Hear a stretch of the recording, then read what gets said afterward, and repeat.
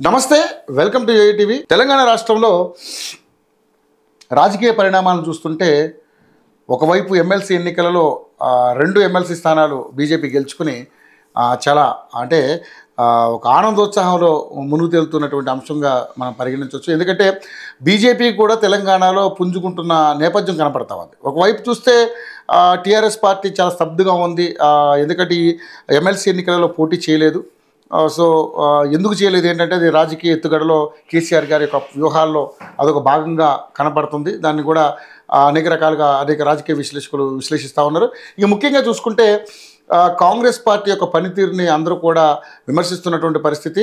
So Congress పార్టీలో అంతర్గత ప్రజాస్వామ్యం ఎక్కువైపోతుంది. అదేవిధంగా వాళ్ళు ఇస్తారన్నటువంటి 6 గ్యారెంటీలు కూడా ఇక్కడెక్కడ కూడా తెలంగాణలో అమలయ్యే పరిస్థితి కనపడటం లేదు. ఇంకా చాలా పెండింగ్లో ఉన్నాయి.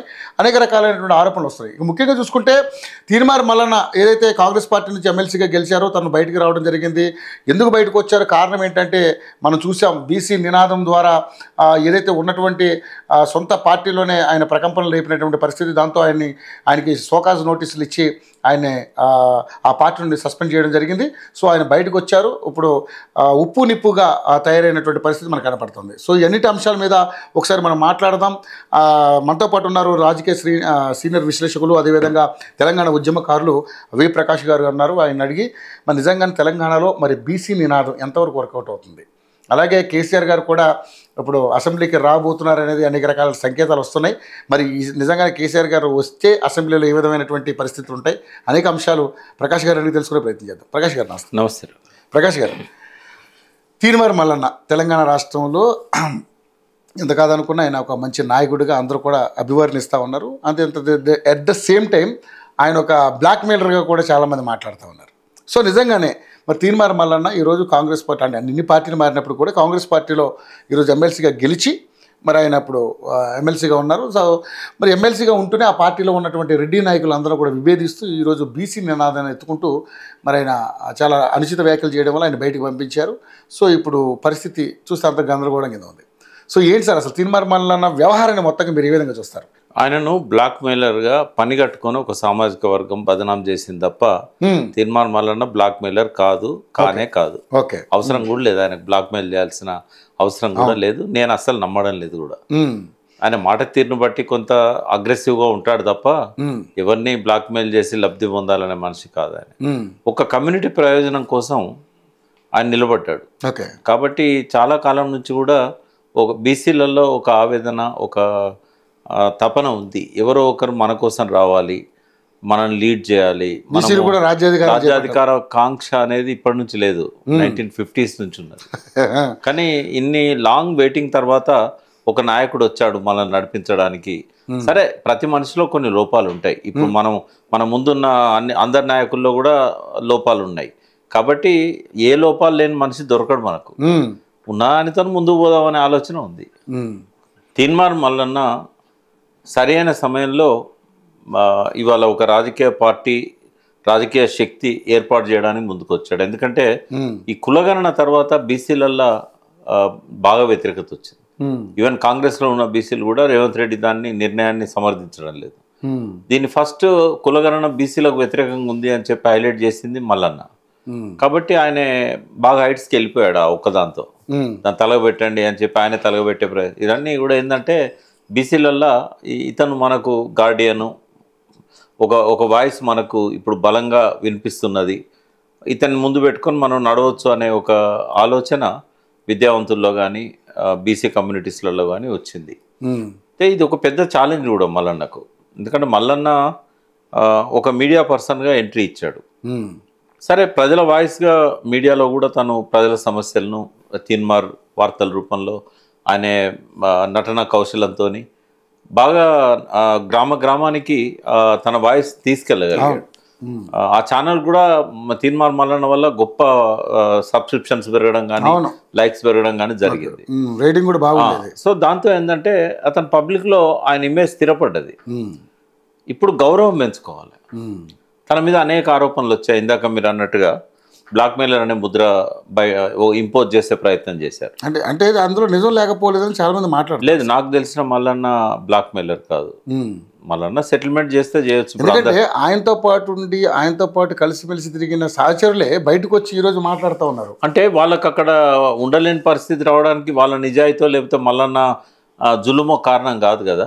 ఇప్పుడు సెటిల్మెంట్స్ ఉంటాయి రవి. ఇప్పుడు కేటీఆర్ గారు, కేసీఆర్ గారు నా దృష్టిలో వాళ్ళు కరప్షన్ పెద్దగా లేదు, వాళ్ళు సెటిల్మెంట్ చేసుకున్నారు. అంటే కేసీఆర్ గారు ఎప్పుడు డైరెక్ట్ ఇన్వాల్వ్ కాకపోయేది, బట్ కేటీఆర్ గారు చేశారు. సెటిల్మెంట్ అనేది న్యాయ పరిభాషలో అది ఇల్లీగల్ కాదు. ఉదాహరణకు నువ్వే ఉన్నావు, నువ్వు నవాబు దగ్గర ప్రాపర్టీగా ఉన్నావు, సుప్రీంకోర్టు దాకా ఆర్డర్స్ ఉన్నాయి, ప్రభుత్వం దాన్ని ఇంప్లిమెంట్ చేయట్లేదు, మ్యూటేషన్ చేయట్లేదు, ఆ డెత్ సర్టిఫికెట్లు యాక్సెప్ట్ చేయట్లేదు, లీగల్ ఎయిర్స్ పర్మిట్ చేయట్లేదు, ఇంటికి రానియట్లేదు. మరి అటువంటిప్పుడు వాళ్ళు ఏదో ఒక రకంగా ప్రభుత్వంలో ఉన్న ముఖ్యమైన వ్యక్తిని పట్టుకొని అప్రోచ్ అవుతారు. అయినప్పుడు అన్ని రకాల డాక్యుమెంట్స్ వాళ్ళ దగ్గర ఉన్నప్పుడు ప్రభుత్వం చొరవ తీసుకుంటుంది కదా. ఒకటి వాళ్ళు ఏం చేస్తారు, కలెక్టర్స్కి చెప్తారు వీళ్ళ జెన్యున్ అయితే చేయండి అని అంటారు. ఆ జెన్యునే కాబట్టి కలెక్టర్ చేయాల్సిందే. వాళ్ళు పోతే పట్టించుకోడు కలెక్టర్, ఎందుకంటే ముందు డబ్బులు ఇవ్వమంటాడు. కలెక్టర్ అంటే అందరు అట్లుంటారని కాదు, ఎక్కువ మంది ఈ రోజుల్లో కరప్టెడ్ అయిన్లు, డబ్బులు ఇవ్వమంటాడు, డబ్బులు వాళ్ళు ఇవ్వలేరు. రెండవది వేరే వాడెవడో అమయ్ కుమార్ చూసినా ఆయన, అంటే నేను ఆయన దోషి అని చెప్పలేను, ఎందుకంటే ఈడీ విచారణ జరిగినంత మాత్రాన ఇవాళ ఈడీ పెట్టే కేసులు చాలా మంది అమాయకుల మీద, నిరపరాధుల మీద పెడుతున్నారు ఈడీ కేసులు. కాబట్టి అమయ్ కుమార్ను కేసీఆర్, కేటీఆర్ మీద వాళ్ళు బీజేపీ కొన్ని ఆరోపణలను ఫిక్స్ చేయడానికి ఆయనను పావుగా ఉపయోగించుకోవాలని ఒక ప్రయత్నం కూడా కావచ్చు కదా. ఎందుకంటే అమ్మాయి నాకు చిన్నప్పటి భాగం, ఎందుకంటే అమ్మాయి చిన్నప్పటి నుంచి నాకు తెలుసు, వాళ్ళ నాన్న నేను ఫ్రెండ్స్ మీ. కాబట్టి అమ్మాయిని అవినీతి పడనో లేకుంటే పీడించిన వ్యక్తిను నేను సర్టిఫై చేయలేను, ఎందుకంటే ఆయన వ్యవహారాన్ని చూశాను. నేను చాలా రెవెన్యూ మీద బాగా అవగాహన వ్యక్తి. ఆయన కూడా ఆరోపణలన్నిటి నుంచి కడిగిన ముత్యం లాగానే బయటకు వస్తాడేమో, చూద్దాం. కానీ ఇక్కడ ఏంటంటే ఒకటి అధికారికంగా వాళ్ళకి దాన్ని టైటిల్ను స్థిరంగా ఉంచడం, వాళ్ళ పేర్లు అందులోకి నమోదు చేయడం. రెండవది బ్లూ షీట్స్ పెట్టుకొని కబ్జాలు పెట్టే వాళ్ళు కూడా చాలా మంది ఉన్నారు. ఇల్లీగల్ సెటిల్మెంట్లు కూడా మీరు కరెక్ట్ అని అంటారా? ఇల్లీగలీ నేనన్నా, ఇల్లీగలీ చేయరు, అధికారంలో ఉన్న వాళ్ళు ఇల్లీగలీ చేయరు. వాళ్ళు ఏం చేస్తారంటే సెక్యూరిటీ పెట్టుకొని ఒక అక్రమ కబ్జాకారుడు ఉన్నాడు అనుకోండి, డీజీపీకో లేకపోతే కన్సర్న్డ్ కమిషనర్కో చెప్తారు, వాడికి ఏమైనా టైటిల్ ఉంటే మీరు చూసి వెరిఫై చేసి వాడికి ఉందా లేదా సెటిల్ చేసుకోండి, వాడు ఒక టైటిల్ లేదనుకోండి వాడిని బయటికి పంపించండి అని చెప్తారు. ఇది చాలదా వాళ్ళకు? అప్పుడేమవుతుంది, మామూలుగా వాళ్ళు ఆఫర్ చేస్తారు, డైరెక్ట్ ఇన్వాల్వ్ కారు కదా, ఒక అడ్వకేట్కో ఎవరికో చెప్తారు, అడ్వకేట్కు వీళ్ళు పర్సంటేజ్ ఆఫర్ చేస్తారు. అట్లా సంపాదించిన డబ్బు ఇల్లీగల్ అని నేను అన్నాను. ఎందుకంటే ఈ డిస్ప్యూట్ రెజల్యూషన్ కోర్టు పోయి ఏళ్ళకేళ్ళు కొట్లాడేదానికంటే మధ్యవర్తిత్వం వహించిన వాళ్ళకు 10% 20% ఇస్తే ఇల్లీగల్ ఏం కాదు. ఇట్లాంటివి మల్లన్న చేసి ఉండొచ్చు. తర్వాత మల్లన్న డబ్బు మనిషి కాదు అనడానికి ఒక ఉదాహరణ ఏంటంటే, తన దగ్గరికి వచ్చిన వాళ్ళకు దవాఖాన కోసం కానీ మందుల కోసం కానీ ఇట్లాంటి చాలా పేదరికంతో ఉండి తనను ఆర్థికంగా సాయం చేయమన్న వాళ్ళకు ఎంతోమందికి సాయం చేశాడు. అవి వార్తలు రాలేదు, నేను చెప్పాను అవి. వాళ్ళతో మాట్లాడించండి. మీరు వన్ సైడ్ మీ మీద బ్లాక్మెయిల్ అనే వార్త వచ్చినప్పుడు మీరు ఏం మంచి పనులు ఏం చేశారో మీరు చెప్పాలి కదా. ఒకవేళ ఆయన దగ్గర అలాంటి మంచి పనులు చేసే తాలూకా సంబంధించినటువంటి వీడియో లేకపోయి ఉండొచ్చు కదా. లేదు, చాలా మంది ఇక్కడ చాలా మంది తీన్మారమల్లని ఎవరు కింద కామెంట్లు కూడా చూస్తున్నాం సార్, తీన్మారమల్లని అందరూ కూడా నివేదించే వాళ్ళు ఉన్నారు కానీ సపోర్ట్ చేసేవాళ్ళు అంటే కాసే చెట్టును రాళ్ళతో కొడతారు, కాసే చెట్టునే రాళ్ళతో కొడతారు, ఎండిపోయిందని ఎవరు కొట్టారు.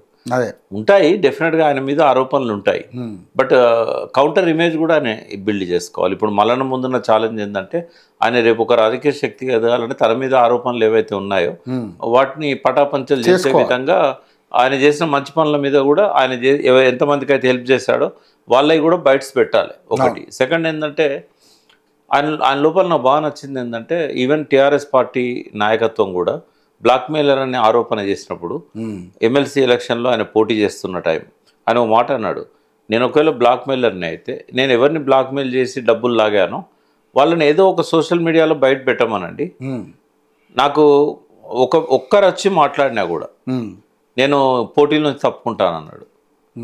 15 రోజులకు పోలింగ్ జరిగింది, ఒక్కడు కూడా రాలేదు. ఎక్కడి నుంచో బయట పెట్టడానికి ఎంతసేపు అవును, వేరే వాళ్ళని క్రియేట్ చేసి పెట్టవచ్చు కదా, చాలా జరగలేదు.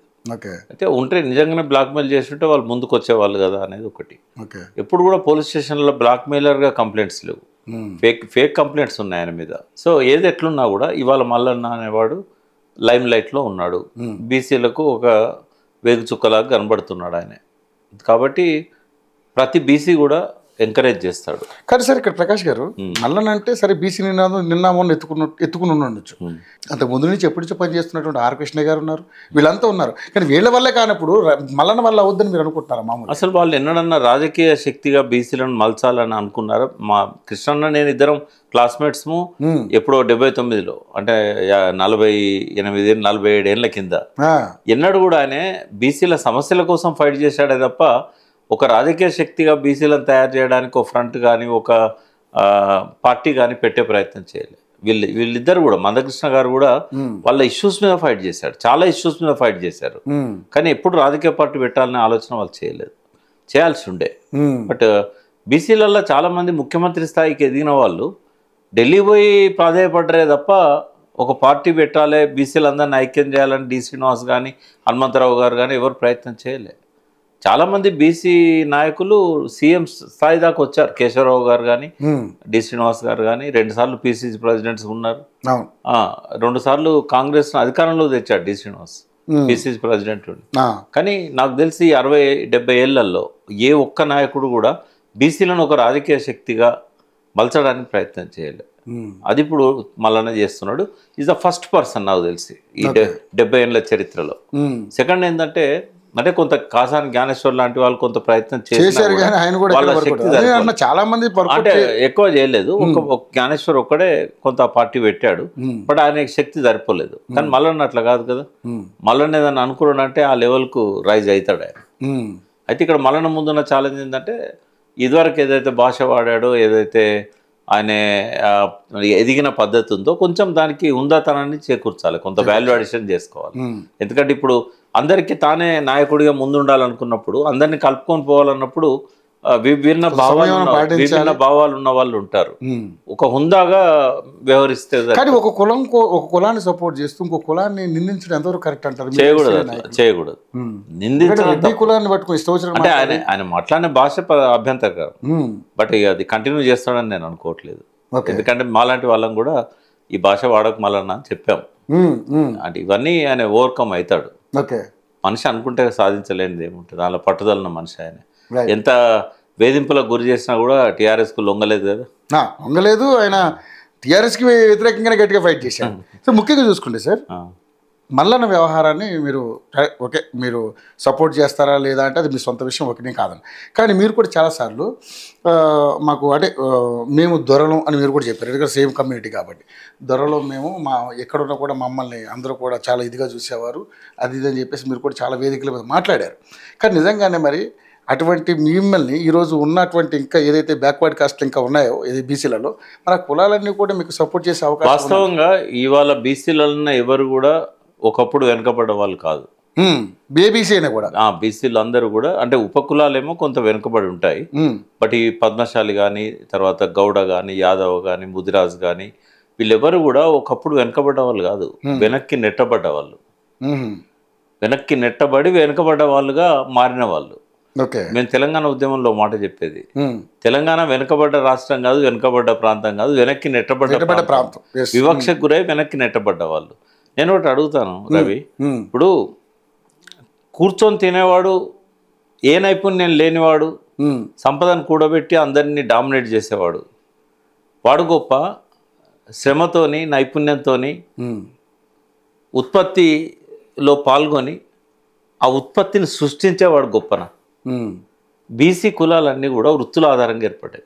అవును, కులవృత్తుల ద్వారా. అవును, కులవృత్తుల ద్వారా ఈ సమాజాన్ని ముందుకు నడిపింది వాళ్ళు, చోదక శక్తులు వాళ్ళు. కాకుంటే ఏమైందంటే యాంత్రీకరణ జరిగిన తర్వాత అనగదొక్కబడ్డారు. ఇప్పుడు అంతకుముందు ఈ సమాజం అంతా వృత్తుల పరంగా ఏర్పడ్డది. 2-3 వేల సంవత్సరాల క్రితం నుంచి కూడా కులం ఎట్లా వచ్చింది? వృత్తి నుంచి వచ్చింది. ఇప్పుడు మాదిగలను ఎందుకు అంటరాని వాళ్ళుగా చేశారు? ఎంత గొప్ప వృత్తి అంటే అది మన కాళ్ళకు ముళ్ళు గుచ్చకుండా రాళ్ళు తగలకుండా చెప్పులు తయారు చేశారు. చచ్చిన జంతువులను ముట్టుకోవడానికి ఎవరు ముందుకు పోరు. ఆ జంతువులను వాటిని చంపిన వాటిని చర్మం ఒలిచి వాటికి అంత్యక్రియలు చేసి భూమిలో పాతిపెట్టి ఆ చర్మాన్ని శుభ్రం చేసి ఎంత వైరస్ ఉంటుంది, ఎంత బ్యాక్టీరియా ఉంటుంది, ఆ వైరస్ బ్యాక్టీరియా వాళ్ళతో ఉంటుంది, వాళ్ళ దినచర్య అదే. కాబట్టి ఊరు బయట పెట్టారు వాళ్ళు. ఎందుకంటే కోవిడ్ వచ్చినప్పుడు మనకు అర్థమైంది, ఇంట్లోనే మనల్ని ఒంటరి చేశారు కదా, అంటరాని వాళ్ళుగా చేశారు కదా. ఎందుకు అంటే వైరస్ ఉన్నది కాబట్టి. ఐసోలేషన్ అనేది ఎందుకు చేశారు, వైరస్ మనకు వస్తుందని. ఆ విధంగా వాళ్ళని ఊరు బయట పెట్టి వాళ్ళకు సపరేట్గా ఇచ్చేశారు నా దృష్టిలో అయితే. సరే, దాన్ని మన చరిత్ర ఏ రకంగా వాళ్ళు అర్థం చేసుకుంటారో నాకు తెలియదు. బట్ ఇక్కడ ఏంటంటే వృత్తుల పరంగా కులాలు ఏర్పడ్డాయి. అంటే ఒక సమాజం ముందు పోవాలంటే అన్ని వృత్తులు చేసే వాళ్ళు కావాలి. నైపుణ్యం వాళ్ళ దగ్గర ఉంది. ఇప్పుడు ఒక రైతు ఎంతో గొప్ప వ్యక్తి, ఆయన చదువు రాకపోవచ్చు, కానీ మనం బతికిస్తున్నాడు కదా, తిండి పెడుతున్నాడు. ఎట్లా వెనుకబడ్డ వాళ్ళు అవుతారు? ప్రొడక్షన్లో పాల్గొన్న దగ్గర డబ్బులు ఎందుకు లేకుండా పోయినాయంటే ఈ పారిశ్రామిక విప్లవం వచ్చిన తర్వాత వృత్తులన్నీ మోడర్నైజ్ అయినాయి, యాంత్రీకరణ జరిగి.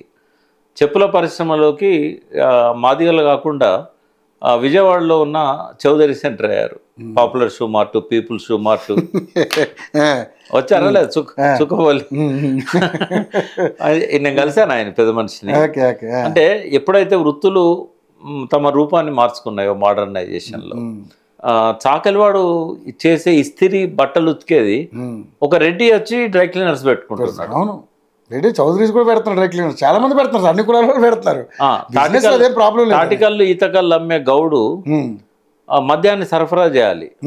కేసీఆర్ గారు రిజర్వేషన్స్ పెట్టేదాకా మద్యం షాపులు వాళ్ళ చేతులు ఉండకపోయేది. వెనకటి ఉండేది సారా మామూలాలు ఇవన్నీ కూడా గౌడ్స్ ఎక్కువగా ఇన్వాల్వ్ అయ్యేవారు. కానీ ఇప్పుడు ఏమైంది, అగ్రకులాలను అందులోకి వచ్చేసాయి.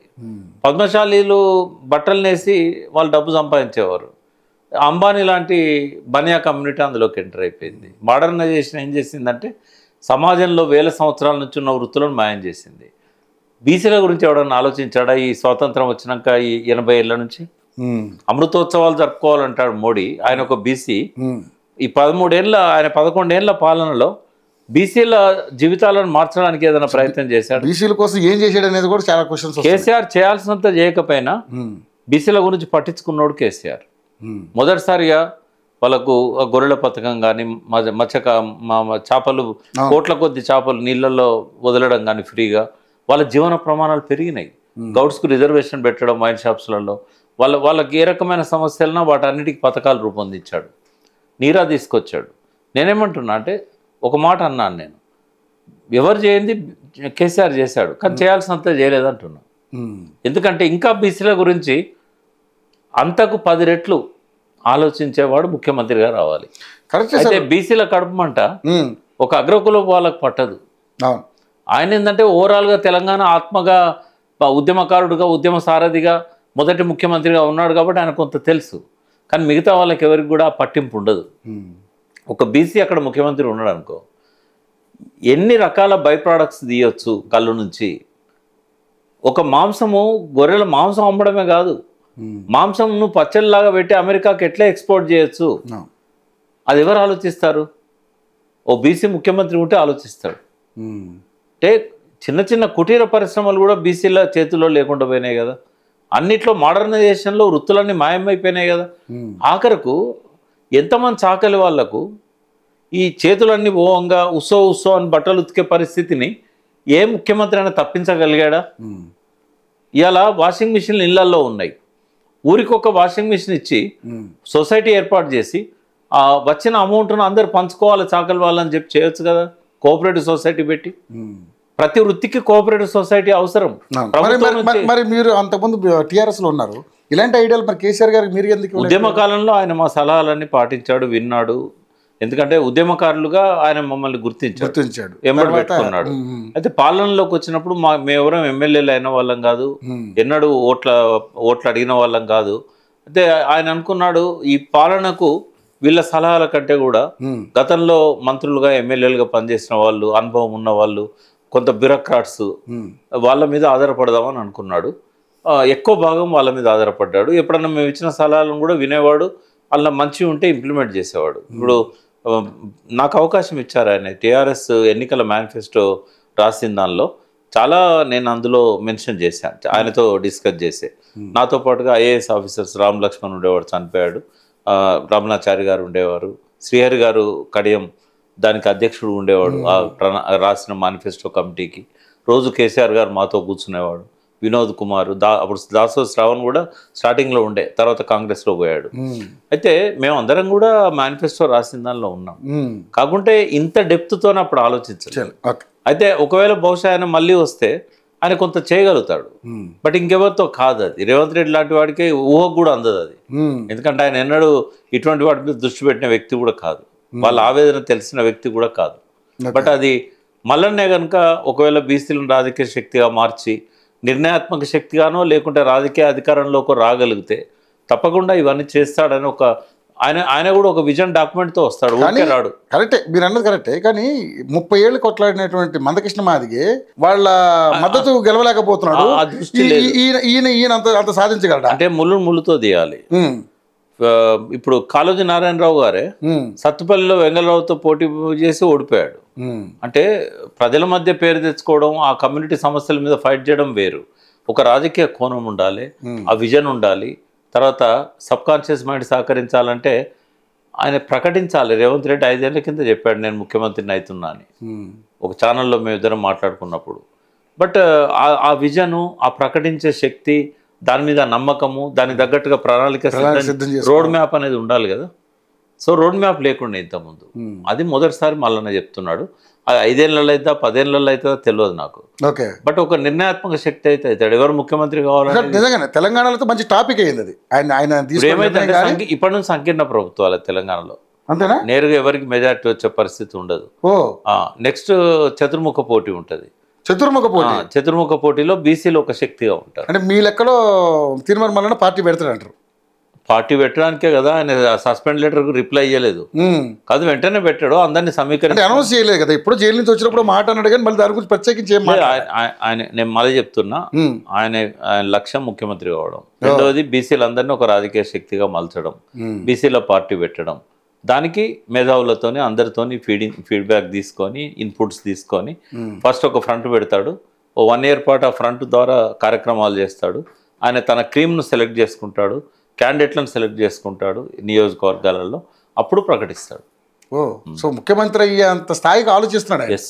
ఓకే. సో ముఖ్యంగా చూసుకుంటే సార్, మరి అంటే కేవలం మల్లన్నకి అంటే ఒక మంత్రి పదవి ఆశించి అది ఇవ్వకపోవడం వల్లనే ఆయన ఈ రకమైనటువంటి స్టాండ్ తీసుకున్నాడు. అంత తక్కువగా ఆయన గురించి అంచనా వేయకండి. అంటే మనం బయట వచ్చే వాటిని గురించి మాట్లాడు. ఇంకొకటి అట్ ద సేమ్ టైం ఇదే మల్లన్న వెనకాల రేవంత్ రెడ్డి ఉండి నడిపిస్తున్నాడు అనేది కూడా వినపడతా ఉంది. అంటే ప్రచారం జరుగుతుంది, బట్ అది కరెక్ట్ కాదనేది నేను అనుకుంటున్నాను. ఎందుకంటే మల్లన్న మనస్తత్వం తెలుసు, మల్లన్న లక్ష్యం తెలుసు. ఆయన మంత్రి పదవులకో లేకుంటే డబ్బుకో లొంగిపోయే మనిషి కాదు. తర్వాత తెరచాటున అగ్రకులాలకు సేవ చేసే మెంటాలిటీ అస్సలు లేదు ఆయనకి. డబ్బుకు లొంగిపోయే మనిషి కాదని మీరు అంటున్నారు, కానీ ఒకప్పుడు మల్లన్న అంటే అంగీలాగు సిద్ధాంతం నుంచి ఒక టీ తాగే పైసలని కాదని ఆయన అర్జించిన స్థాయి నుంచి ఈరోజు దాదాపుగా అంటే బయట వస్తున్నటువంటి మాట ఏంటంటే ఒక 1000 కోట్లు కొంటాడు మల్లన్న అని చెప్పి చాలా ఉండదు, ఉన్నట్టు కనబడాలి. ఎందుకంటే ఈ దగ్గరికి ఎవరు వస్తారు టికెట్లు కావాలని, అంటే డాంబికాలు ప్రదర్శించాలంటారు. ఇప్పుడు హెలికాప్టర్లో పోయిందంటే ఆయన దగ్గర హెలికాప్టర్ పే చేసే రెంట్ ఉందని కాదు, ఎవరో స్పాన్సర్ చేస్తారు. ఆయన అది తెలిసిన విషయం లేదు, తెలిసిన విషయమే. అట్లా కనబడకపోతే ఇప్పుడు కేసీఆర్ గారు పార్టీ పెట్టారు, నేను ఆయనతో పాటు ఉన్న వ్యక్తిని. పార్టీ పెట్టినాడు కానీ ఎలక్షన్లో పోయినాడు కానీ రూపాయి లేదు ఆయన దగ్గర. బట్ హెలికాప్టర్ బుక్ చేసుకొని జడ్పీ ఎన్నికలల్లో మొట్టమొదటిసారి హెలికాప్టర్ వాడింది కేసీఆర్ గారు. 60-70 సభలకు హెలికాప్టర్లో పోయాడు ఆయన. చనిపోయిన జిట్టా బాలకృష్ణ రెడ్డి గారు కూడా ఫస్ట్ హెలికాప్టర్ ఆయన పెట్టారని అట్లా కనుక ఆయన ఆ రోజు అట్లా కనబడకపోయి ఉంటే ఈ పార్టీ లేసేది. ప్రజలకు నమ్మకం కలిగించాలి కదా. బీసీలలో మరి డబ్బు లేదని కాదు, ప్రతి కమ్యూనిటీలో 100కు పైన వెళ్తారు బాగా డబ్బున్న వాళ్ళు.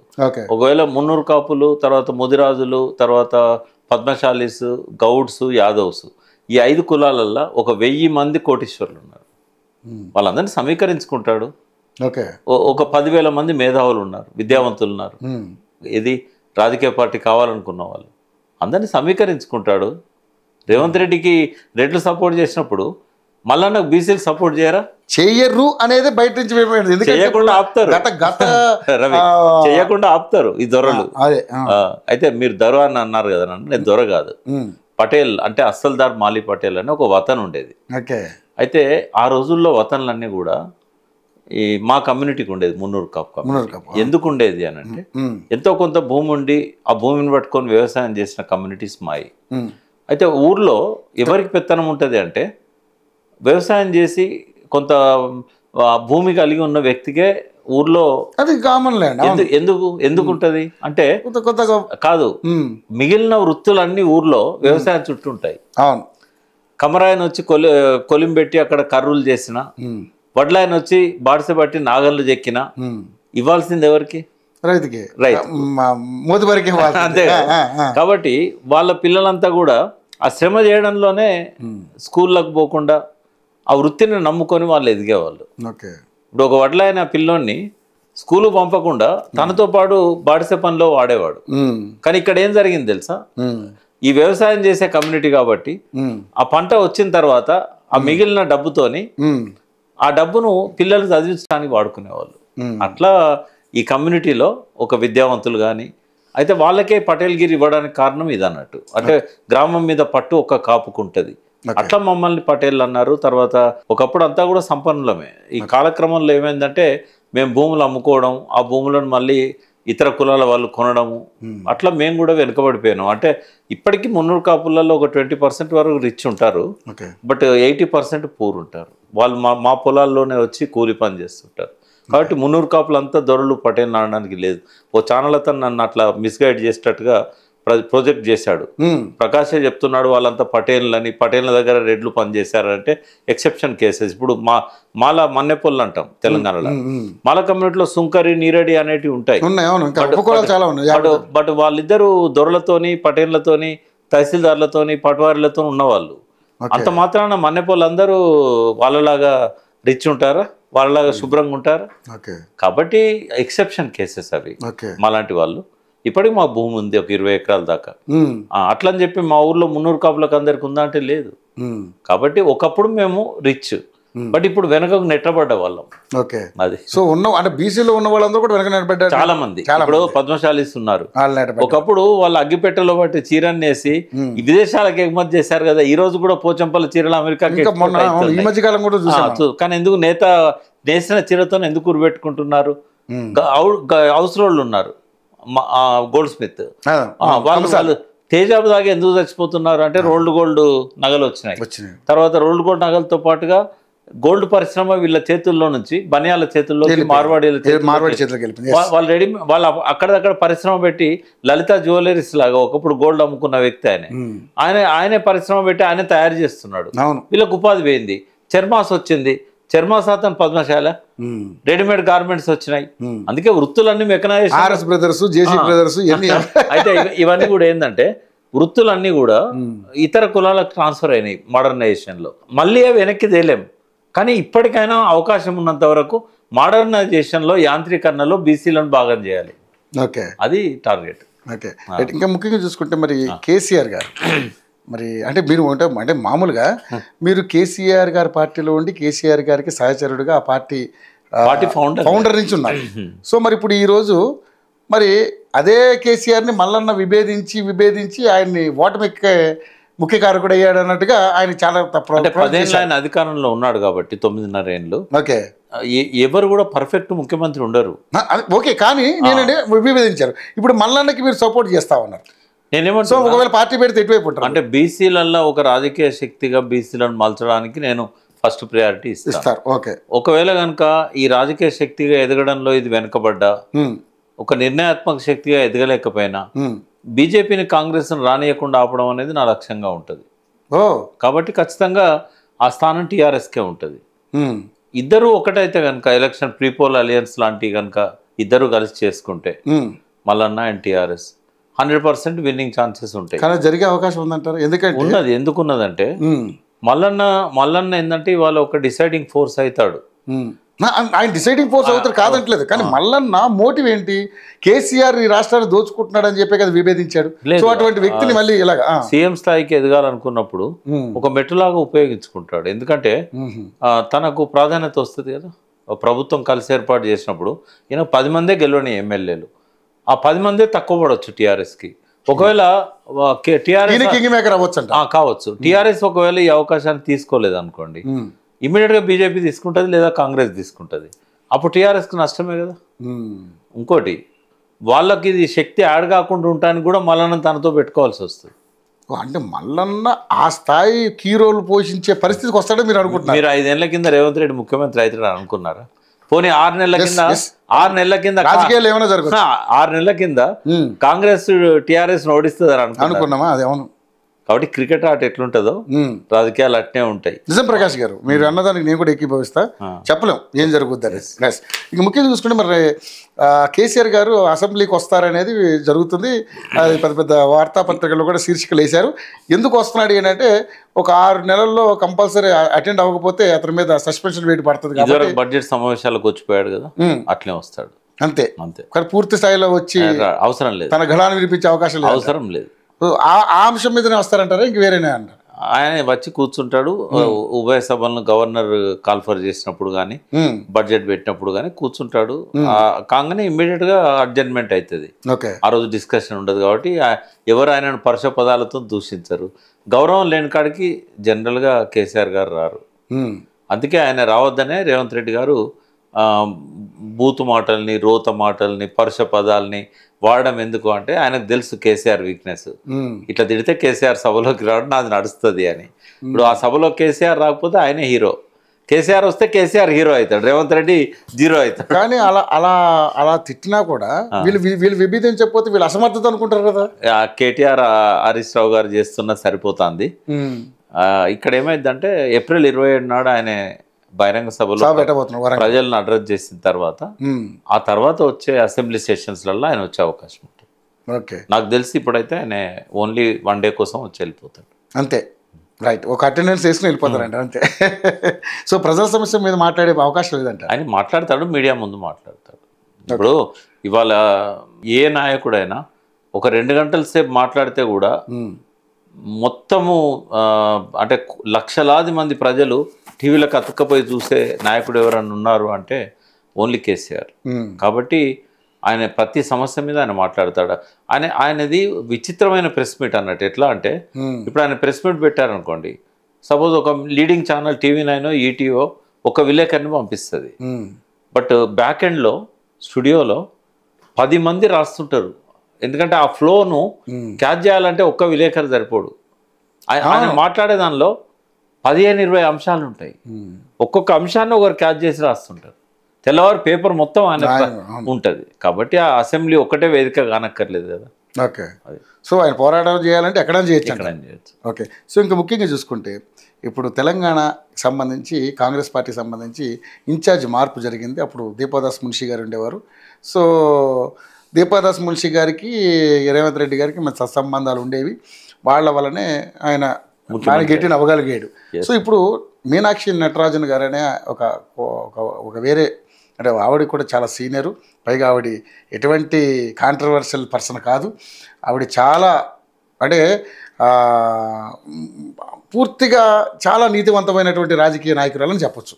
ఎందుకంటే ఆమెకు ఉన్నటువంటి ఇమేజ్ ఆ విధంగా ఉంది. ఎక్కడ కూడా ఆమె వచ్చినప్పుడు కూడా ఎక్కడ కూడా నా బ్యానర్లు అక్కడ కనపడడానికి వెళ్ళేది. ఆమె ట్రైన్లో రావడం జరిగింది ఇక్కడికి, ఫ్లైట్ కూడా వాడేది. సో మరి ఆమె రాకలో ఈ కాంగ్రెస్ పార్టీలో ఏమన్నా ప్రకంపనలు కలిగే అవకాశం ఉందంటారా? ఒక రాజకీయ విశ్లేషకుడిగా, సీనియర్ రాజకీయ విశ్లేషకుడు మీరు ఏం చెప్తారు? ముందు రాహుల్ గాంధీ గురించి మాట్లాడదాం. ఎందుకంటే ఆమెను పంపింది రాహుల్ గాంధీ, రేవంత్ రెడ్డి ముఖ్యమంత్రి ఇచ్చింది రాహుల్ గాంధీ గారు. అవును, పార్టీ అంతా వ్యతిరేకించినా కూడా ముఖ్య నాయకుడు. రాహుల్ గాంధీలో స్ప్లిట్ పర్సనాలిటీ ఉంది. అందులో ఇందిరాగాంధీ ఉన్నది, అందులో రాజీవ్ గాంధీ ఉన్నాడు. ఆ జీన్స్ లో సోనియా గాంధీ లేరా? రాజీవ్ గాంధీ, ఇందిరాగాంధీ. మనల్ని పరిపాలించిన ప్రధానమంత్రులల్లో one of the best prime minister Rajiv Gandhi. అయితే రాజీవ్ గాంధీ లాగా ఆలోచిస్తాడు, సోనియా గాంధీ లాగా కూడా ఆలోచిస్తాడు. సోనియా గాంధీకి కూడా ఒరిజినల్ క్యారెక్టర్ ఆమె చాలా నిజాయితీ పర్రాలు. ప్రెజర్స్ వల్ల ఆమె ఈల్డ్ అవుతుంది కొంత, బట్ తెలంగాణ విషయంలో ఆమె ఈల్డ్ కాలేదు. అయితే ఒక నిజాయితీ పరుడైన మనిషి ఆయన లోపల ఉన్నాడు. తర్వాత రాజకీయాలలో కుళ్ళు ఉంటుంది, కుట్రలు ఉంటాయి, అవసరమైతే అవి చేయకుండా మనం ముందుకు పోలేము అనే ఒక డిఫరెంట్ పర్సన్ కూడా ఆయన లోపల ఉన్నాడు.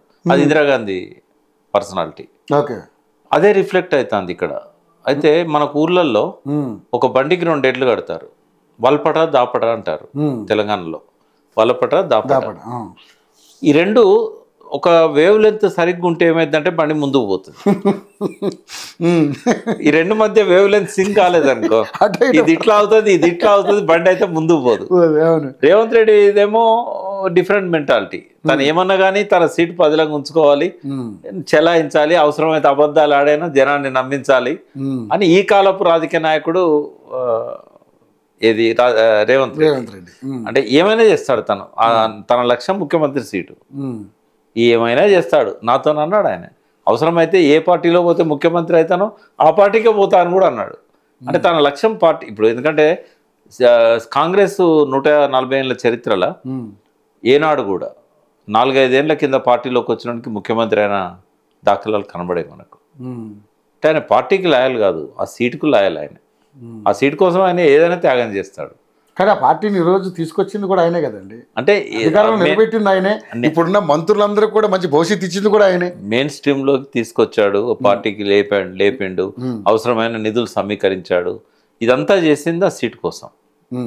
కాబట్టి ఆ సీటును వదిలిపెట్టే పరిస్థితి వచ్చినప్పుడు ఎవరు తనను ఆ సీట్లో ఉంచగలుగుతారో వాళ్ళతోనే ఆయన పోవడానికి వెనకాడాడు. ఆ పార్టీ ముఖ్యం కాదు ఆయనకు, ఆ నాయకత్వం ముఖ్యం కాదు. ఆ కృతజ్ఞత కూడా ఉండదు, పాలిటిక్స్లో కృతజ్ఞత ఉండదు, అవసరాలే ఉంటాయి. రాజకీయాలన్నీ కూడా ఒకప్పుడు ఇజాల మీద నడిచేది, కమ్యూనిజం కానీ గాంధీయిజం కానీ గిజాల మీద నడిచేది. ఈరోజు అవసరాల మీద నడుస్తున్నాయి. కాబట్టి అవసరాల ప్రాతిపదికగా నడిచినప్పుడు రేవంత్ రెడ్డి ఈ కాలపు రాజకీయ నాయకుడు. బట్ వావిలాల గోపాలకృష్ణయ్య ఇట్లాంటి వెనకటి రోజుల్లో ఉన్న రాజకీయ నాయకుల మనస్తత్వము నిజాయితీగా ఉండాలి, పుసలపల్లి సుందరయ్య లాగా ఇట్లాంటి మనస్తత్వాలు ఏవైతే ఉంటాయో వాటికి ప్రతినిధి మీనాక్షి నటరాజన్. అవును, అదే అదే తెలిసిన విషయం. Humbleness, simplicity. మీరు నాకు ఫ్లెక్సీ కట్టద్దు, నేను ట్రైన్లోనే వస్తా 2 రోజులు ప్రయాణం చేసి, మీరెవరు కూడా ఈ రకంగా మా పార్టీని ధిక్కరించొద్దు, పూర్తిగా డిసిప్లిన్ ఉండే మనిషి, ప్రజల పట్ల కన్సర్న్ ఉన్న మనిషి, సమస్యల పట్ల అవగాహన మనిషి, జేఎన్యూ స్టూడెంట్. రాహుల్ గాంధీకి ఆమె అంటే బాగా ఇష్టం కూడా, ఎందుకంటే మంచి నిజాయితీగా పనిచేస్తుందని. ఆమెను ఇక్కడ ఇన్ఛార్జ్గా పెట్టడం అనేది ఇద్దరిట్లో ఇంకో 1-2 మంత్స్ తర్వాతనో 3 మంత్స్ తర్వాతనో ఒక్కరే ఉంటారు ఇక్కడ. ఐదర్ ఇన్ఛార్జ్ అన్నా కంటిన్యూ అవుతుంది, లేదా చీఫ్ మినిస్టర్ అన్నా కంటిన్యూ అవుతాడు. ఎందుకంటే రేవంత్ రెడ్డి లేకుంటే చీఫ్ మినిస్టర్ చేంజ్ అవుతాడు, లేకపోతే ఆమె అన్న చేంజ్ అవుతుంది. ఇద్దరికి సింక్ కాదు, ఆమె కాంప్రమైజ్ కాదు. రేవంత్ రెడ్డి కూడా కాంప్రమైజ్ అయితే ఆ సీట్ మిగిలదు ఆయనకు. సో మరి రేవంత్ రెడ్డికి ఈ పరిస్థితి తీసుకురావడం కారణం ఎవరంటారు మీరు ఆ పార్టీలో? ఆయనే దీపదాస్ మున్షిని వద్దన్నది ఆయనే కదా. ఆమె అందరికి యాక్సెస్ ఉంది కదా, ఆయన ఒక్కనికే లాయల్గా లేదు కదా ఆమె.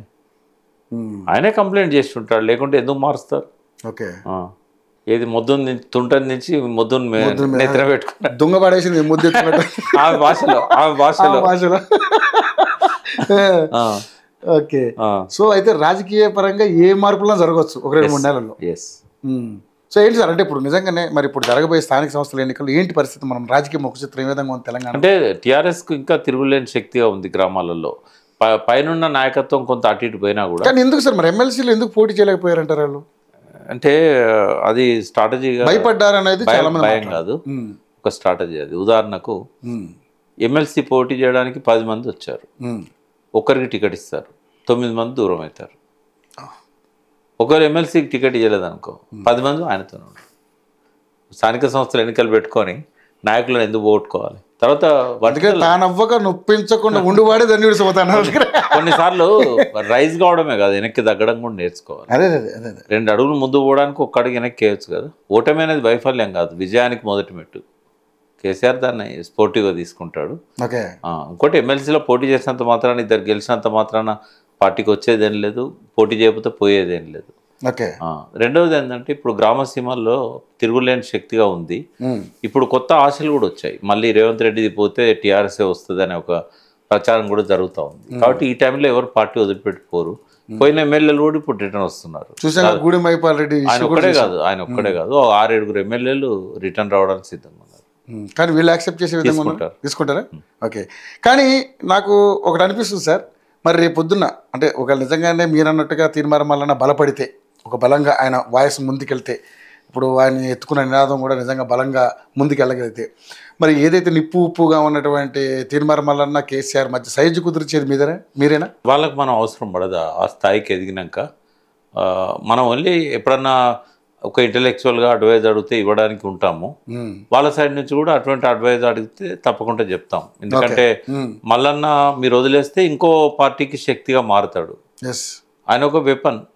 యుద్ధానికి పోయే వాళ్ళు వెపన్ తన దగ్గర ఉండాలని కోరుకుంటారు. కానీ మీరేం వెపన్ అంటున్నారు, చాలా మంది ఏమో రాజకీయంగా ఆయన అంతం చేస్తారని చెప్పేసి చాలా మంది మాట్లాడుతున్నారు. కేసీఆర్ విషయంలో నేను పక్కనే ఉండి గమనించాను కదా, ఎన్ని మాటలన్నారు. తెలంగాణ రాదు, ఇది మగలో పుట్టి పుబ్బలో పోయే పార్టీ. కేసీఆర్ లాంటి వాడు పార్టీ నడపగలుగుతాడా? కేసీఆర్ ముఖ్యమంత్రిగా ఆయనకు సమర్థత ఉన్నదా? ముఖ్యమంత్రి ఏముందేమో ముఖ్యమంత్రిగా సమర్థత లేదన్నారు. పార్టీ పెట్టినప్పుడేమో ఒక పార్టీ నడిపే వ్యక్తి కాదు, ఈయన ఎప్పుడో రాత్రి బాగా డ్రింక్ చేస్తాడు, పొద్దున ఎప్పుడో మధ్యాహ్నం లేస్తాడు అని నానా రకాల చాలా మాటలు అన్నారు కదా. మరి కేసీఆర్ ప్రూవ్ చేశాడు. అదే కాకుండా ఈ రోజు వైఎస్ రాజశేఖర రెడ్డి చనిపోకపోతే తెలంగాణ వచ్చేది, కేసీఆర్ కూడా కనుమరుగైపోయాడు అనేవాడు చాలా మంది ఉంటారు. బట్ మల్లన్న విషయంలో కూడా పార్టీ పెట్టినప్పుడు ఇట్లాంటివే వస్తాయి. ఫ్రంట్ పెట్టినా పార్టీ పెట్టినా 100 రాళ్ళు పడుతుంటాయి ఆయన మీద. బట్ ఆయన గట్టిగా నిలబడాలి, నిలదొక్కోవాలి, ప్రలోభాలకు గురి కావద్దు. కేసీఆర్ కాలేదు. కేసీఆర్ చాలా స్టబ్బర్ను ఉన్నాడు. రాళ్ళతో కొట్టి చంపండి అన్నాడు. నన్ను కాడి కింద పెడితే రాళ్ళతో కొట్టి చంపండి అన్నాడు. కుష్ఠవ్యాధి అన్నైనా గొంగల్ పురుగునైనా ముద్దు పెట్టుకుంటాను తెలంగాణ కోసం అన్నాడు. అటువంటి మనస్తత్వం ఉన్న తర్వాత ఎవరైతే వ్యాధిగ్రస్తున్నైనా కౌగిలించుకుంటాను, గొంగల్ పురుగునైనా ముద్దు పెట్టుకుంటాను తెలంగాణ కోసం. సో బీసీల ప్రయోజనాల కోసం నేను కూడా అట్లనే చేస్తా అని చెప్పి మళ్ళీ చెప్పాల్సి వస్తుంది. ఇక ఆ మాటలు చెప్పాలంటే చాలా మాటలు చెప్పాడులేండి. నేను తెలంగాణకి దళితుడిని ముఖ్యమంత్రిని చేస్తా, కుక్కలా కాఫలా కాస్తా ఇవన్నీ చెప్పారులే. కానీ సరే రాజకీయ నాయకులు మాట్లాడచ్చు. ఏ కాలంలో వీళ్ళిద్దరు ఒకటి కావాలంటున్నాను అంటే 2 ఉన్నాయి అందులో. ఒకటి, ఇద్దరికి బీసీల పట్ల కొంత ప్రేమ ఉన్నది. ఒకవేళ అంటే ప్రేమ అంటే ఆయన పథకాలు కేసీఆర్ గారు ఆలోచించారు బీసీల కోసం, కొంత చేయగలిగారు కూడా. ఇవాళ కంటే కూడా ఎక్కువ దళితుల కోసం ఎక్కువ ఆలోచించారు అనేది అందరి గురించి. దళితులకు దళిత బంధు పెట్టడం కానీ, ట్రైబల్స్ కి వాళ్ళ విలేజెస్ అన్ని గ్రామ పంచాయతీలు చేయడం, తండాలు, ప్రతి ఒక్క కమ్యూనిటీ గురించి ఆలోచించాడు ఆయన. లేకపోతే అన్ని పథకాలు ఆయన ఎట్లా తీసుకొచ్చేవాడు?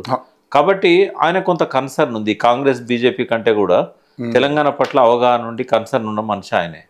బీసీల ప్రయోజనాల కోసం కట్టుబడి ఉంటా అంటున్న వ్యక్తి మల్లన్న. ఇద్దరు కలిస్తే తెలంగాణకు లాభం అవుతుంది.